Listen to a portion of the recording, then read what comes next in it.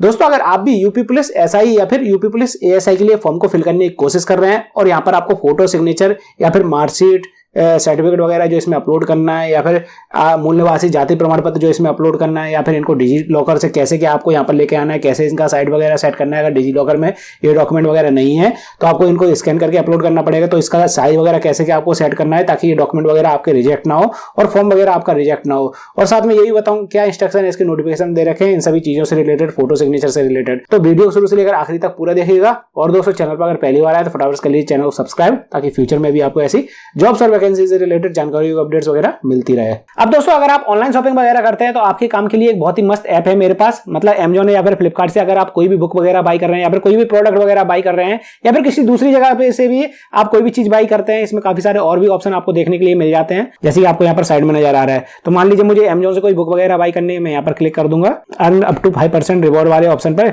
इसके बाद अगर आप वापस से यहाँ पर अर्न अप टू 5% रिवॉर्ड वाले ऑप्शन पर क्लिक करेंगे तो आपके मोबाइल में या फिर ब्राउजर में, अगर आप Amazon ऐप नहीं चलाते तो ब्राउजर में डायरेक्ट Amazon ओपन हो जाएगा। अगर आप ऐप वगैरह चला रहे हैं Amazon का तो ऐप में खुल जाएगा। यहाँ से आप जो भी बुक वगैरह बाई करना चाहते हैं उसको सर्च कर लीजिए। जैसे मान लीजिए मुझे मैकबुक बाई करना है, मैं इस पर क्लिक कर दूंगा और सिंपली आपको प्रोडक्ट को ऐड टू कार्ट करके बाई वगैरह कर लेना है। जो भी प्रोसेस से आप पहले बाई करते थे वही प्रोसेस आपको करनी है। जिस रेट में आपको पहले प्रोडक्ट पड़ता था उसी रेट में आपको अभी भी प्रोडक्ट पड़ेगा। बस हुआ क्या दोस्तों, जब आप इस ऐप पर वापस आएंगे, जैसे कि यहाँ पर सबसे नीचे प्रोफाइल वाला ऑप्शन है राइट में, इस पे जब आप क्लिक करेंगे माई अर्निंग दिखाएगा, यहाँ पर माई ऑर्डर्स दिखाएगा। तो यहाँ पर जैसे कि आपको नजर आ रहा है कमीशन इसमें मेरे पास आ रहा है।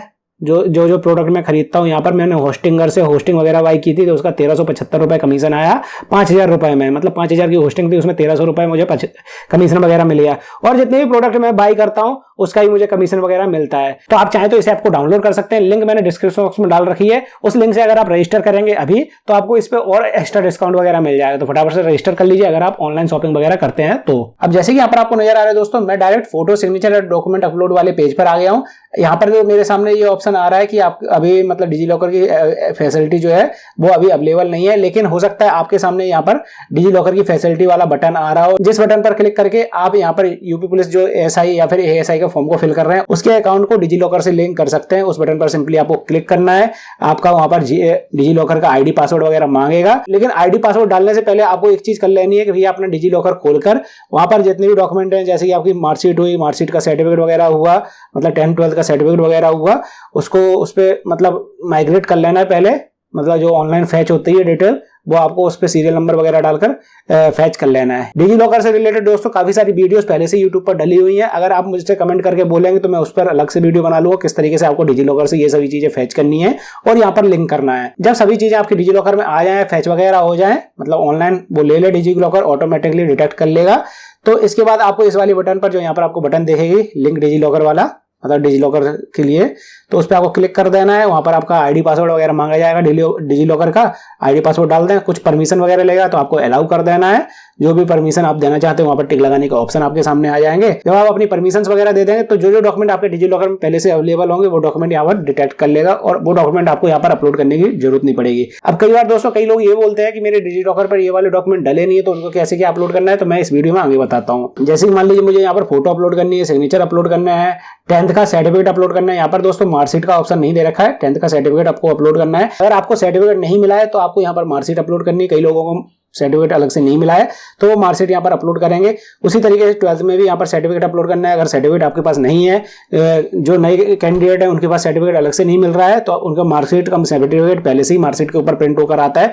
अगर आपकी मार्कशीट पे भी मार्कशीट कम सर्टिफिकेट लिखा हुआ है तो समझ जाइए आपको सर्टिफिकेट अलग से नहीं मिला होगा, तो आपको यहाँ पर मार्कशीट ही अपलोड कर देनी है। इसके बाद नीचे अगर आप यूपी के निवासी हैं और अगर आप SC ST EWS वगैरह कैटेगरी में आते हैं, कोई भी कैटेगरी में, तो आपको यहाँ पर जाति प्रमाण पत्र अपलोड करने का ऑप्शन नजर आएगा। इसके नीचे आपको यहाँ पर मूल निवासी अपलोड करने का ऑप्शन नजर आएगा। अगर आप अदर स्टेट के होंगे तो आपके पास ये वाले दोनों ऑप्शन नहीं आएंगे। अब जैसे कि यहाँ पर आपको नजर आ रहा है दोस्तों, फोटो आपको 20 से 50 KB के बीच में अपलोड करना है, मतलब साइज वगैरह इसका 20 से 50 KB के बीच में होना चाहिए। फॉर्मेट यहाँ पर सभी के सेम दे रखे हैं, JPG, JPEG या फिर PNG फॉर्मेट में आप सभी चीजें यहाँ पर अपलोड कर सकते हैं। बस साइजेस सभी के अलग अलग दे रखे हैं। जैसे कि फोटो के लिए 20 से 50 KB दे रखा है और सिग्नेचर के लिए दोस्तों यहाँ पर 5 से 20 KB दे रखा है। अब अगर हम डॉक्यूमेंट्स की बात करें तो यहाँ पर चाहे आप कोई भी डॉक्यूमेंट अपलोड करें, जैसे कि आपको अपना सर्टिफिकेट वगैरह 10-12 का सर्टिफिकेट या फिर मूल निवासी या फिर जाति प्रमाण पत्र कुछ भी अपलोड करें, सभी का साइज यहाँ पर 20 से 100 KB के बीच में आपको रखना है, तभी ये सब चीजें अपलोड हो पाएंगी। और दोस्तों यहाँ पर आपको फोटो कॉपी अपलोड नहीं करनी है। अगर आप अपलोड कर रहे हैं तो आपको सभी ओरिजिनल स्कैन करके अपलोड करना है। फोटो कॉपी अगर आप अपलोड करते हैं तो यहाँ पर आपके सभी चीजें रिजेक्ट वगैरह हो सकती हैं। अब अपलोड करने से पहले दोस्तों यहाँ पर इसके ऑफिशियल नोटिफिकेशन पर हम इसके इंस्ट्रक्शंस वगैरह पढ़ लेते हैं, जैसे कि फोटो से रिलेटेड क्या इंस्ट्रक्शन वगैरह यहाँ पर इसके नोटिफिकेशन में दे रखे हैं। तो जब आप इसके ऑफिशियल नोटिफिकेशन के पेज नंबर 16 पर आएंगे तो यहाँ पर साफ साफ लिखा हुआ है, साइजेस वगैरह लिखे हुए हैं, तो वो हमने आपको बता ही दिया है। पिक्सल्स वगैरह इसमें दे रखे हैं, तो पिक्सल्स की इतनी ज्यादा जरूरत नहीं होती है दोस्तों, पिक्सल्स की वजह से आपका फॉर्म कभी रिजेक्ट नहीं होगा। इसके बाद दोस्तों यहाँ पर नीचे लिखा हुआ है, फोटो आप जो भी अपलोड करें उसमें आपका चेहरा बिल्कुल साफ नजर आना चाहिए, कोई भी पीछे परछाई वगैरह नहीं होनी चाहिए फोटो में। फोटो आपकी 6 महीने अंदर ही अंदर खींची होनी चाहिए, लेकिन नाम डेट उस पर डालना कोई कंपलसरी नहीं है, तो आप बिना नाम डेट की फोटो यहाँ पर अपलोड कर सकते हैं, कोई दिक्कत नहीं होगी आपको। फोटो में आपका व्हाइट कलर का बैकग्राउंड हो या फिर अगर कोई दूसरा कलर हो गया है उसमें जो आपने अपलोड किया, तो कोशिश करिएगा दोस्तों उसमें लाइट कलर का बैकग्राउंड हो, लेकिन अगर व्हाइट कलर का बैकग्राउंड हो तो आपकी फोटो कभी रिजेक्ट नहीं होगी। पीछे जो बैकग्राउंड कलर होता है वो व्हाइट कलर का होगा, तो कभी आपकी फोटो रिजेक्ट नहीं होगी। चेहरा वगैरह बिल्कुल साफ नजर आना चाहिए, दोनों कान साफ नजर आने चाहिए। और अगर आप कोई चश्मा लगाकर फोटो खिंचवा रहे हैं, मतलब अगर आपने कोई पढ़ने वाला चश्मा वगैरह लगा रखा है, तो देख लेना कि उसमें फ्लैश वगैरह नहीं होना चाहिए। चश्मे में कई बार फ्लैश आ जाता है, फोटो जब खिंचती है लाइट का इफेक्ट वगैरह आ जाता है, तो उस वजह से आपकी आंखें नहीं दिखती हैं, तो आपका फॉर्म यहाँ पर मतलब फोटो वगैरह रिजेक्ट हो सकती है और फॉर्म भी रिजेक्ट हो सकता है। फोटो में आपको कोई भी मुफलर या फिर टोपी वगैरह लगाकर फोटो नहीं खिंचानी है। और अगर मैं सिग्नेचर की बात करूं दोस्तों, कोशिश ये करिएगा कि आप व्हाइट पेपर पर, बिना लाइन वाले पेपर पर सिग्नेचर करें और वो भी ब्लैक पेन से साइन करें, क्योंकि ब्लैक पेन से अगर आप साइन करेंगे तो साइन आपके कभी रिजेक्ट नहीं होंगे। हाँ, अगर आप ब्लू पेन से भी कर देते तो भी कोई दिक्कत नहीं आने वाली है, लेकिन ब्लू कलर का अगर पेन यूज कर रहे हैं तो डार्क पेन हो तो आपके साइन बिल्कुल रिजेक्ट नहीं होंगे और उनको बिल्कुल सही से समझ में आएंगे। और दोस्तों जब आप साइन करेंगे तो आप कैपिटल लेटर्स में साइन ना करें, नहीं तो साइन आपके रिजेक्ट हो सकते हैं। मैं भी आपको एग्जांपल्स वगैरह भी दिखा दूंगा किस तरीके से आपको साइन यहाँ पर करने हैं। जैसे ही दोस्तों आपको यहाँ पर नजर आ रहा है, ये वाले सिग्नेचर अगर आप करते हैं ब्लैक पेन से, भले ही आप साइन करते हैं व्हाइट पेपर पर, जैसे यहाँ पर सभी के अक्षर कैपिटल बने हुए हैं, तो ये साइन आपके रिजेक्ट हो जाएंगे। अगर आप नॉर्मल हैंड राइटिंग कुछ इस तरीके से साइन करेंगे तो साइन आपके मान किए जाएंगे, चाहे आप हिंदी में साइन करें चाहे इंग्लिश में साइन करें, उससे कोई भी प्रॉब्लम नहीं होगी।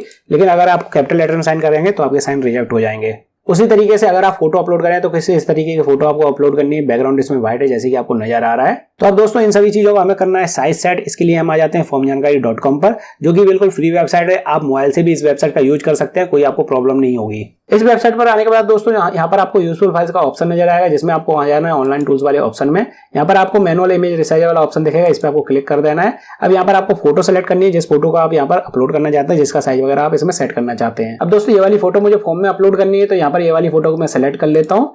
यहाँ पर पिक्सल्स का ऑप्शन आएगा, तो इसमें आपको पिक्सल्स ही रहने देना, कुछ और आपको चेंजेस वगैरह नहीं करना है, चाहे आप किसी भी डॉक्यूमेंट का साइज वगैरह सेट कर रहे हो।